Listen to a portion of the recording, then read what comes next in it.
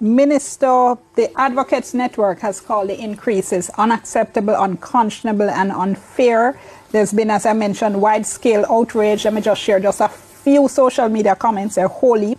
Gerald says disproportionate compared to what civil servants got, very self-serving. Kigon says, I don't see the justification for MPs to get such high pay. It makes sense that cabinet members get paid similar to senior executives, but only if they satisfy similar requirements. And Fefen says the percentage increase should match what the civil servants got. Even then, I'd say a caring government would use a median, the average of the lowest and the highest.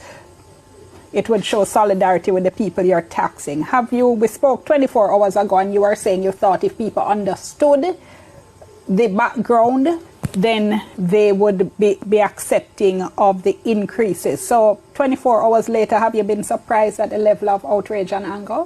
Well, Dan, some of the comments that you have just shared sort of demonstrate that some of the information that we're trying to provide has not necessarily seeped in. And I would want to just start this evening by just making sure we're on the same page as far as information is concerned. What you describe as increases for parliamentarians and ministers has happened in the context of a broad public sector restructuring, compensation restructuring, where that was evidence-based and market-led. And across the public service, one of the common things that we found was that the leadership across the public service, or the compensation in leadership areas, was extremely far from comparators in Jamaica. We're not talking about externally. And what the compensation restructuring was able to achieve, and it's a restructuring, it's not an increase. In a salary increase, everybody gets the same thing. It's a restructuring, it's recomposing compensation in a way that allows us to attract and retain. And for the leadership across the public service, we had adjustments to compensation that were significant. I just want to share a few of them with you. Just give me a minute or two. Minute. Well, I can do it in a minute. All right, 1 minute. So here we have the salary adjustments in the teaching profession. For principals of the largest secondary schools, they were paid at 2.9 million to 3.4 million. As of April 1st, 2023, they're at 8.5 to 10.9. For principals of the smallest secondary schools, 2.2 to 2.6 to 5.6 to 7.2. For principals of the largest primary schools, from 2.4, let's just look at the starting, 2.4 to 7.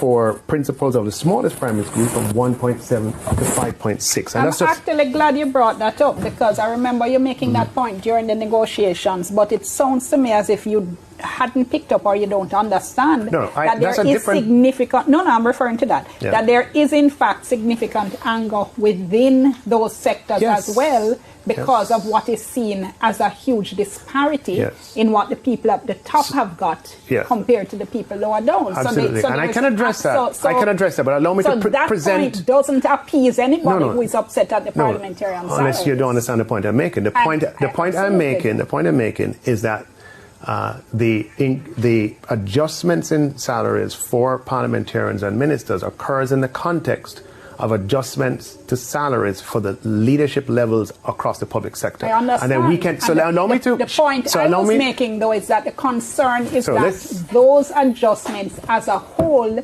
were inequitable in relation to what is now the gap between the leadership and the rest of the. Once I present it, I'd love to have a chance to address that. In the nursing profession, I'm having the two top levels. The same if you were to go with the top 3 or top 4 out of 8.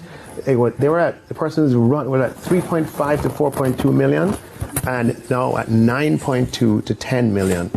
The level 7 from 3 to 3.6, now at 8.2 to 9.5 million. Minister, you're not comparing, as a colleague of mine likes to say, mangoes and mangoes. You're not, because what you're doing is showing us, for instance, you're showing us nurses, you're showing us teachers, you're going to show us lawyers in a moment, you're probably going to show us judges, you're going to show us what else you have. And the concern is that you are showing us the salaries of highly qualified professionals, and you're comparing it to cabinet ministers. Let me at least allow me to show it. You told me you'd give me a minute to show it. So allow me to show it and then ask me the questions. No, man. No. I just show all of them. You don't have to go through so legal officers 4.9 to 10 and 4.1 to 10. All of that to make your point. I understand the point you're making. That there has been. I just have two more. No, it's but not it's for the you. Same point. It's for your. It's for your watchers. You're making the same point over and over. It's across the public service, and you're showing. And I understand that. So we don't have to look at 10 billboards medical doctors. To understand. No, I have one more. Medical doctors. Well, I have to went from 3 million to 8.2, 2.6 to 7.3, 2.2 to 6.3. And I have to show you the civil service. No, you don't. Let's go to the break. We'll soon come. Looked at the salaries that our parliamentarians are now going to be getting and compare them to what elsewhere in the Caribbean is paying. So the Prime Minister, Jamaica, for instance. So we know that these salaries, we've done our homework. So I don't know that these salaries you don't want me to share with the public. Put parliamentarians and ministers in Jamaica higher than any other country in the Caribbean region. You're trying to stop me from sharing. No, I'm not. Okay, so I am saying to you, I'm familiar with it, and I'm sharing it as well. Are not. So let me go ahead very quickly. Prime Minister for Jamaica is going to be over 25 million. Trinidad and Tobago Prime Minister is 13 million. Bahamas 13. Minister of Finance for Jamaica 21.7 million. Trinidad and Tobago 9 million. I'm quoting everything in Jamaican dollars. Bahamas 10.2 million. In Jamaica, Cabinet Minister will be at 20.2 million. Trinidad and Tobago 9 million. Bahamas 10.2. And an MP in Jamaica will be at 12.5. Trinidad and Tobago 3.8. Bahamas 4.3. How on earth do we justify these levels of salaries in a country that we're certainly doing far worse than Bahamas? And when you look at what is happening elsewhere in the region, there's absolutely no justification for this, surely. Okay. So, again, first of all, Barbados, Trinidad, and Bahamas have not entered into a public sector restructuring.